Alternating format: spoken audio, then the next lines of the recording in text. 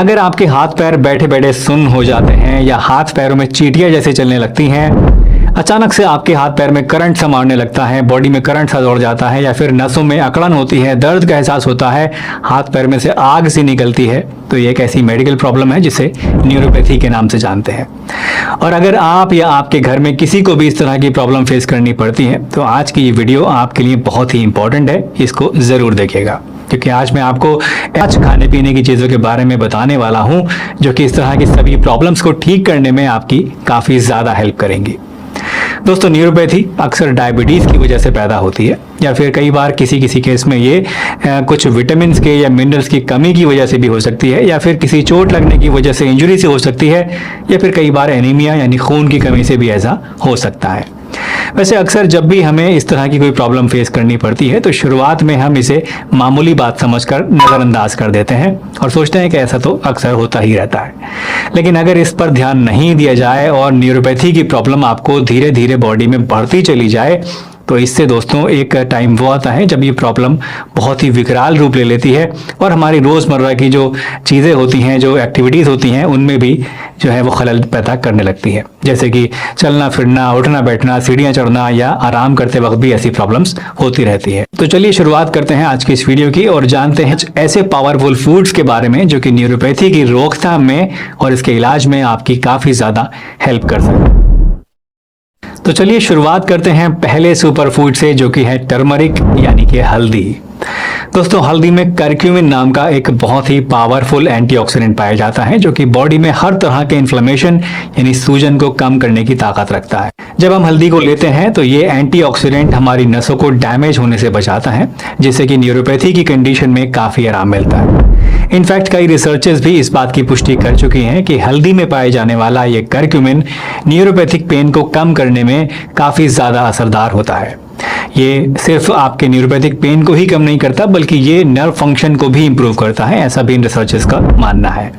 हल्दी को इस्तेमाल करने के कई सारे तरीके हैं। आप चाहें तो उसको पानी में मिलाकर या दूध में मिलाकर या फिर आप इसके कैप्सूल या टैबलेट भी खा सकते हैं। अगर आप इसे पानी या दूध के साथ लेना चाहते हैं तो इसके लिए 1 गिलास पानी या 1 गिलास गर्म दूध में 1 चम्मच हल्दी का पाउडर आप मिलाइए। इसमें ऊपर से 1 चुटकी काली मिर्च का पाउडर भी डालिए और 1 चम्मच शहद मिला लीजिए टेस्ट के लिए, और इन सब चीज़ों को मिलाकर आप रात को सोते समय इसको पी लीजिए। रेगुलर तौर पर इस तरह से हल्दी का सेवन करने से आप देखेंगे कि धीरे धीरे आपकी न्यूरोपैथी की प्रॉब्लम में आपको काफ़ी ज़्यादा आराम मिलना शुरू हो जाएगा। न्यूरोपैथी के लिए दूसरी बढ़िया चीज़ है दोस्तों अदरक यानी कि जिंजर। अदरक में एंटी इन्फ्लेमेटरी प्रॉपर्टीज होती हैं जो कि न्यूरोपैथिक पेन को कम करने में काफ़ी ज़्यादा हेल्पफुल होती हैं। रिसर्च के मुताबिक अदरक नर्व इन्फ्लेमेशन को रिड्यूस करता है और नर्व पेन के अगेंस्ट एक नेचुरल पेन किलर की तरह काम करता है। न्यूरोपैथी के लिए अदरक को यूज करने का सबसे आसान तरीका है अदरक को उबालकर इसका पानी पीना। इसके लिए आप 1 टीस्पून कसा हुआ या बारीक कटा हुआ अदरक लीजिए और इसे 1 कप पानी के अंदर डालकर मीडियम फ्लेम पर पकने के लिए रख दीजिए। जब पानी आपका पकने लग जाए तो इसके अंदर आप एक छोटी इलायची जो है वो कूट कर डाल दीजिए और फिर इसको छान कर आप गरम गरम पी लीजिए। दिन में 2 टाइम खाना खाने के बाद इस तरह से अदरक का पानी पीने से आपकी नसों की कमजोरी, हाथ पैर का सुन्नपन, हाथ पैरों में जो झंझनाहट होती है या दर्द वगैरह की शिकायत रहती है, इन सभी में आपको काफी ज्यादा आराम मिलेगा। तीसरी चीज है फ्लैक्स सीड्स यानी अलसी के बीज। दोस्तों, अलसी के छोटे छोटे जो बीज होते हैं ये आपकी नर्व्स के लिए कमाल के फायदे रखते हैं। अलसी ओमेगा 3 फैटी एसिड्स का एक बहुत ही शानदार, बहुत ही रिच सोर्स है जो आपकी नर्व सेल्स को मरम्मत करने के लिए और बॉडी के अंदर खून के सर्कुलेशन को बनाए रखने के लिए काफ़ी हेल्पफुल होती है।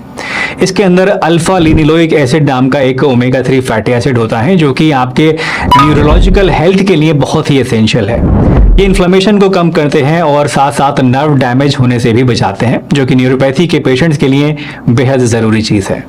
अलसी को अपनी डाइट में शामिल करने के लिए आपको क्या करना है, आपके अलसी के बीजों को भून कर इस्तेमाल करना है।